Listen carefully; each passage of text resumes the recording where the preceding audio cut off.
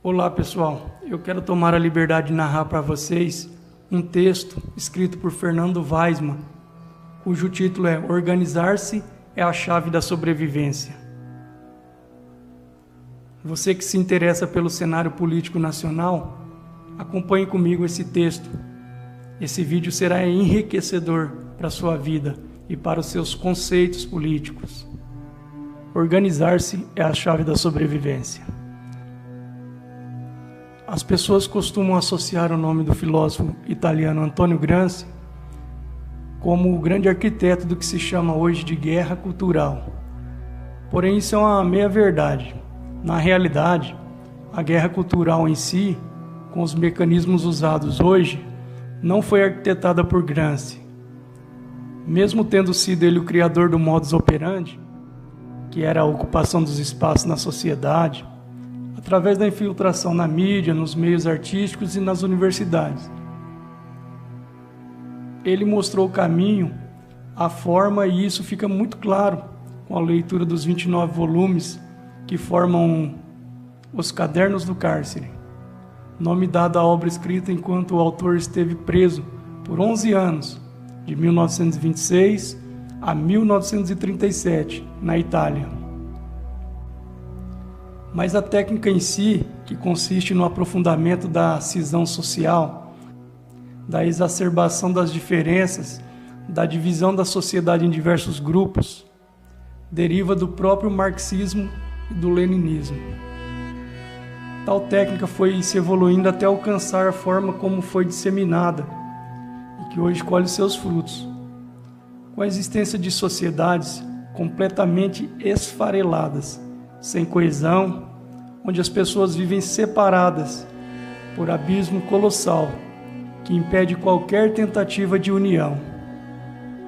A evolução da técnica, por assim dizer, deve ser atribuída aos ensinamentos de alguns integrantes da chamada Escola de Frankfurt, que foi uma vertente de teoria social e filosofia associada ao Instituto para Pesquisas Social da Universidade de Frankfurt. Para entender os motivos pelos quais a esquerda fomenta a divisão social como forma de tomada de poder, não adianta ler Gramsci, mas sim outros teóricos, como Theodor Adorno, com suas clássicas obras Dialética do Iluminismo, de 1947, Mínima Muralha, de 1951, e A Negativa Dialética, de 1966. E Herbert Marcuse, autor dos não menos clássicos Eros e Civilização, 1955, e O Homem Unidimensional, de 1964.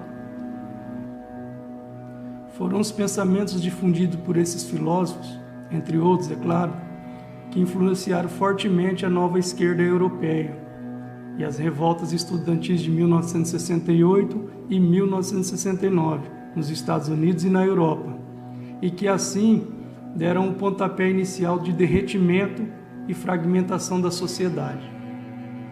Mas, como vivemos em uma época em que, ao invés de lermos as obras em si, que trazem a teoria, preferimos ver vídeos de YouTube com alguém explicando tais teorias e, com isso, no lugar de desenvolvermos nosso intelecto através da reflexão, decidimos confiar no intelecto de alguém que sequer conhecemos e que coloca ali a sua visão, interpretação, opinião sobre o que leu.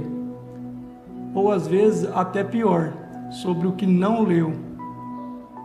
O que tem de resumo do resumo do resumo, vocês não têm ideia. Nesse aspecto, resumidamente, Gramsci mostrou a forma, e os ideólogos da Escola de Frankfurt trouxeram o conteúdo. Mas se por um lado as pessoas atribuem a Gramsci os méritos de algo que ele não desenvolveu sozinho, por outro lado, desconhecem que foi ele o idealizador de outra estratégia muito usada pela esquerda e que tem sido exitosa há tempos. Foi Gramsci que pregou aparentemente divisão da esquerda. Veio dele a ideia de que, ao invés de a esquerda se apresentar como um único grupo que defende várias causas, era mais interessante pulverizar essas causas entre vários grupos, formalmente independentes, mas ideologicamente ligados, e assim aumentar a chance de propagação da doutrina pela sociedade. É por isso que a principal bandeira do PT é defender os trabalhadores. A principal bandeira do PSOL é defender as minorias. A principal bandeira da Rede e do PV é defender o meio ambiente e por aí vai. Mas no fundo, tirando o PCO, que é Partido Comunista Raiz, todos esses partidos representam os mesmos ideais, que significam essencialmente colocar a esquerda no poder. Inclusive, historicamente, todos são derivados do Partido Comunista Brasileiro, que foi fundado em 1922 e que veio a ser posto em ilegalidade em 1947 durante o governo do presidente Eurico Gaspar Dutra, após um acordo firmado entre a extinta UDN, partido do maior político brasileiro, na minha opinião, Carlos Lacerda. O PSD, que era o partido do presidente de Juscelino à época, e o PTB, partido de Getúlio Vargas, que havia governado o país entre 1930 até 1945 e que posteriormente voltava a governar o país entre 1951 e 1954. Ocorre que, como no Brasil desde 1964, por conta do ato institucional número 2, editado pelo Marechal Castelo Branco, foi proibido o pluripartidarismo no país. Não havia como pensar em implementar essa estratégia no nível institucional partidário.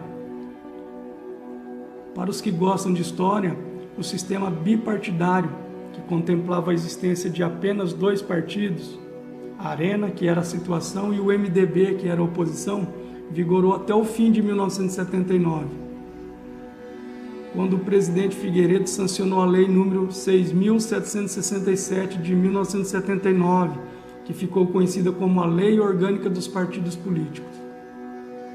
Com o fim do bipartidarismo, inicialmente o Arena se transformou no extinto PDS, que abrigou o que poderíamos chamar de políticos de direita. E o MDB se tornou um partido de centro chamado PMDB, que hoje voltou a ser chamado de MDB. Na esquerda surgiram logo de cara o PDT em 1979 e o PT em 1980. Para começar a tal pseudo-divisão da esquerda, foram criados inicialmente o PSB em 1985 e o PV em 1986. E foi reativado o registro do PCdoB em 1988. Mais recentemente foram criados o PSTU em 1994, o PSOL em 2004 e a Rede Sustentabilidade em 2013. Dividindo a esquerda dessa forma, ou melhor, organizando a esquerda dessa forma, eles conseguem atrair muitos simpatizantes. Nem todo operário é favorável à causa LGBT e nem todo ecologista é favorável ao aparelhamento do Estado. Percebe que eles conseguem angariar todo esse espectro e, quando necessário, juntam a base para governar ou para se opor a um determinado governo? Tanto é verdade que nos governos Lula e Dilma, todos esses partidos, mesmo tendo seus próprios candidatos e aparentemente mostrando uma certa independência, na verdade orbitavam a figura do Lula. Quando a imagem do PT e, consequentemente, da Dilma mostraram-se arranhadas para as eleições de 2014, vieram com a suposta dissidência formada pela chapa Eduardo Campos e Marina, como forma de alternativa ao projeto de poder que estava em curso e que se mostrava nitidamente desgastado. Contudo, não se iludam. Caso Marina Silva, que tomou o lugar do Eduardo Campos com a sua morte, fosse eleita, os não valores da esquerda é que continuariam a perdurar. Da mesma forma, alguém acreditava que o pessoal estava realmente criticando o governo Dilma quando a presidenta tomou determinadas decisões supostamente desfavoráveis às pautas de esquerda, como a nomeação do Levi? Que nada, era tudo um jogo de cena. É por isso que tem que ser muito ingênuo para acreditar que as eleições municipais ocorridas no domingo passado, 15/11/2020, mostraram um enfraquecimento do PT. As eleições mostraram que a esquerda, e assim também o PT, está mais forte do que imaginávamos. E agindo assim, de acordo com a cartilha de Gramsci, eles vão iludindo uns e outros, apresentando alternativas descoladas da roubalheira do PT. Como se isso fosse possível. Acordem, quando ganha o PSOL, o PCdoB, o PSB, o PV ou a Rede, na verdade quem ganhou foi o PT. Mesmo que não usando a sua própria legenda, e mesmo que em alguns casos tenha até lançado candidatos próprios, pode ter certeza que o candidato do PT à Prefeitura de São Paulo não era realmente o Tato, e sim o Boulos, que, como todos sabem, vem sendo treinado para ocupar o lugar que fatalmente o Lula irá deixar em breve. O pessoal do lado de lá não brinca em serviço.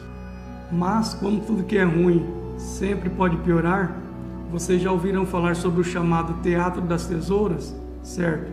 Bom, para quem não ouviu falar, é uma estratégia de criação de grupos, aparentemente opositores entre si e que disputam o poder. Assim, quando um grupo ganha, o outro faz oposição e vice-versa. Acontece que, mesmo que por caminhos diversos, os dois grupos têm, em última instância, os mesmos ideais.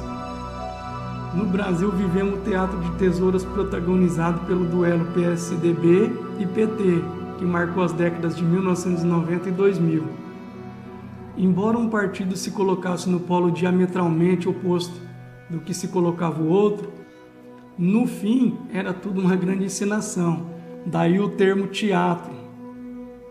E o objetivo de ambos, mesmo que por caminhos distintos, era perpetuar a esquerda no poder.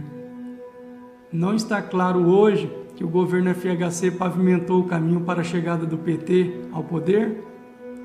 Só que, como as legendas PT e PSDB tiveram sua imagem arranhada por conta dos frequentes escândalos de corrupção, decidiu-se mudar os atores, mas se mantém o script da peça. Como vimos, o PSOL, o PSB, o PCdoB, o PV e a Rede hoje fazem as vezes do PT, enquanto o PSDB, embora ainda pareça mais forte que o PT enquanto legenda, agora usa dois novos codinomes, Podemos e Cidadania. Você já foi atrás para saber onde surgiram esses dois partidos? O Cidadania é o antigo PPS, Partido Popular Socialista, enquanto o Podemos é o antigo PTN, Partido Trabalhista Nacional. Então, o que temos hoje na política nacional? Nada mais, nada menos que isso. Dois blocos de esquerda, um formado por PT, PCdoB, PSOL, PDT, PSB e Rede, e outro que seria seu suposto contraponto, para encenar o teatro, formado por PSDB, Cidadania e Podemos. Partidos tradicionais fisiológicos, DEM, MDB, PP, PSD e PTB, que não possuem ideologia alguma e apenas migram de um lado para o outro, de acordo com os interesses que lhes forem mais convenientes em determinado momento, e partidos nanicos, que nada mais são do que legendas de aluguel e que podem ser usados por qualquer um que apresente algum plano de poder viável, independentemente da ideologia. PRB, PRTB, PSL, PL, PROS e os afins. Quer ver um exemplo engraçado? Em Fortaleza, foram para o segundo turno os candidatos José Sarto, do PDT, e Capitão Wagner, PROS. O Sarto é o candidato do Ciro Gomes, sendo inclusive do seu partido. O Capitão Wagner é apoiado por Bolsonaro e concorre pelo PROS. Sabe qual é o maior nome nacional do PROS? O senador Cid Gomes, irmão do Ciro Gomes.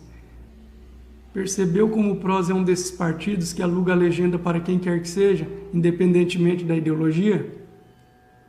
Só para não falar que eu esqueci, temos ainda o Novo, que por ainda não ter muita tradição, ainda não mostrou 100% a que veio. O Novo, em alguns momentos, parece se aproximar mais ao grupo 2 da esquerda, o que eu chamo de esquerda gourmet, PSDB, Cidadania e Podemos. E em outros, com os partidos nanicos de aluguel, já que este sempre tem um dono, e que no caso do Novo é o Amoedo. Tente ser do Novo e contrariar o Amoedo, para você ver o que acontece. Basta analisar o que ocorreu com a desfiliação no meio da corrida eleitoral do Felipe Sabará em São Paulo e na não aprovação do pedido de candidatura do competente Paulo Matias para vereador, também em São Paulo. Em ambos os casos, apesar de desculpas esfarrapadas dadas pelo partido, ficou claro que o afastamento se motivou única e exclusivamente pelo fato de ambos serem políticos apoiadores do presidente Bolsonaro. E a direita? Onde se encaixa nisso tudo? Não há dúvida que historicamente a direita já teve relevante representação partidária. Até a instalação do regime militar de 64, políticos de direita eram encontrados na UDN e no PSD, e ainda alguns encaixam o PTB da era Vargas como sendo partido de direita.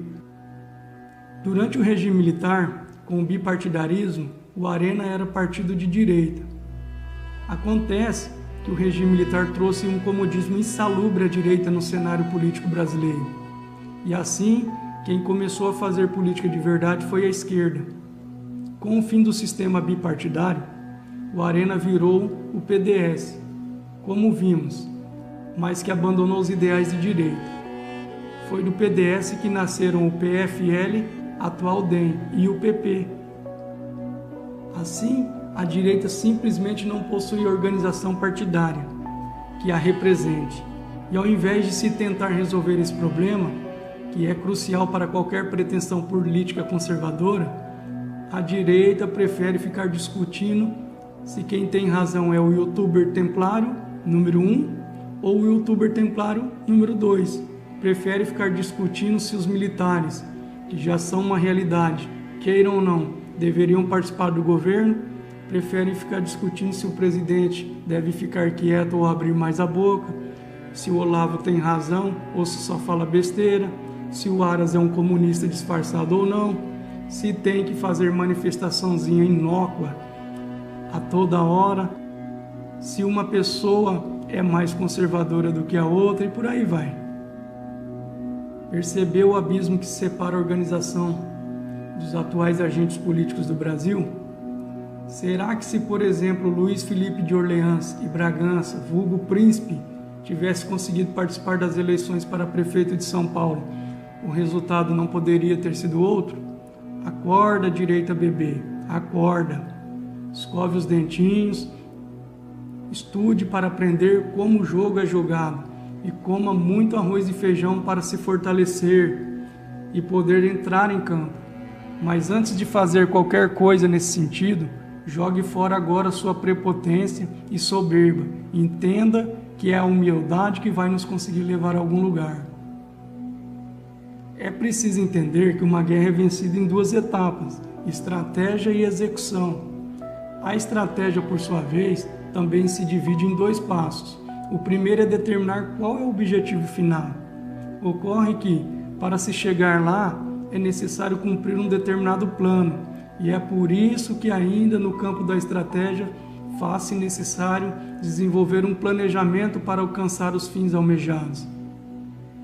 O planejamento, por sua vez, obrigatoriamente nos leva a criar uma lista de prioridades, um passo a passo. Já que se não consegue fazer tudo de uma só vez, até mesmo porque determinadas ações pressupõem a execução de outras anteriores.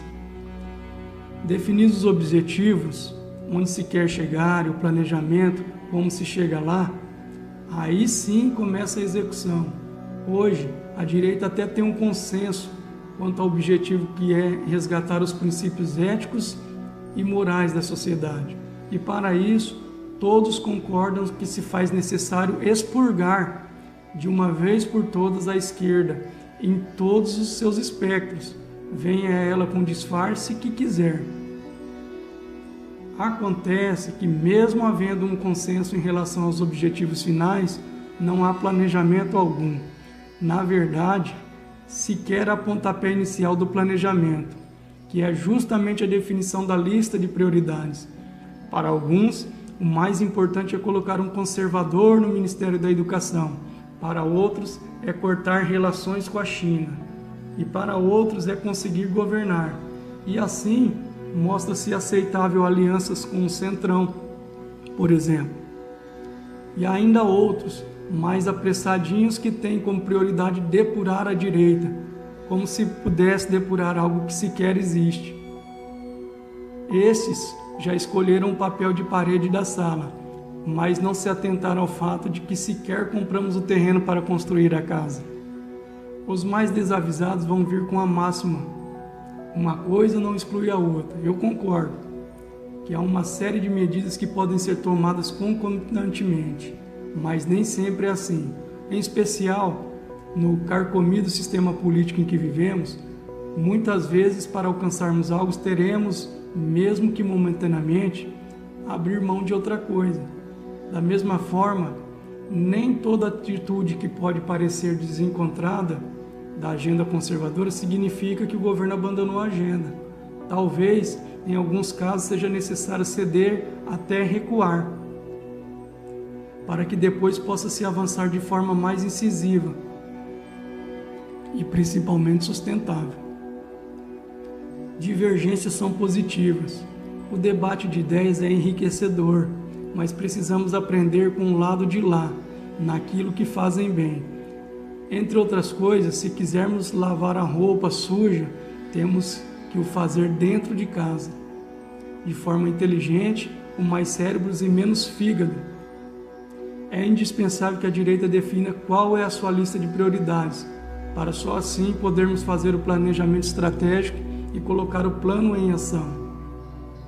Para chegarmos a esse consenso, é condição sine qua non deixarmos as vaidades de lado, desinflamarmos os egos e entendermos que só a união nos fará capazes de enfrentar o inimigo do lado de lá, que se mostra forte, estruturado e que virá armado até os dentes. No mais, não se iludam. Não temos muito tempo para ficar nessa etapa, pois, se não nos apressarmos, seremos engolidos antes mesmo de começarmos. Aqui cabe um pleonasmo vicioso dos mais blasfêmios. A urgência urge. A urgência urge. Um forte abraço.